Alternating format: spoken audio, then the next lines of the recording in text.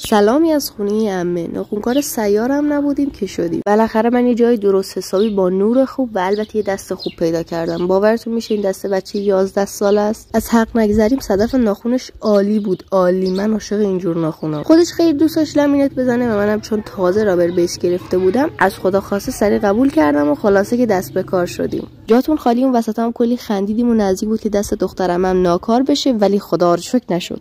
برای دومین بار داشتم لامینت میزدم، ولی خدای خوب شد دیگه، مگه نه؟ چون خیلی سخت پسند من کل راکام رو دستش تست کردم که بعداً پشیمون نشه از رنگی که زده و بالاخره به یک نتیجه ای رسیدیم که فکر نمی‌کردم خوب بشه، ولی خب شد. خودش که راضی بود، منم همینطور.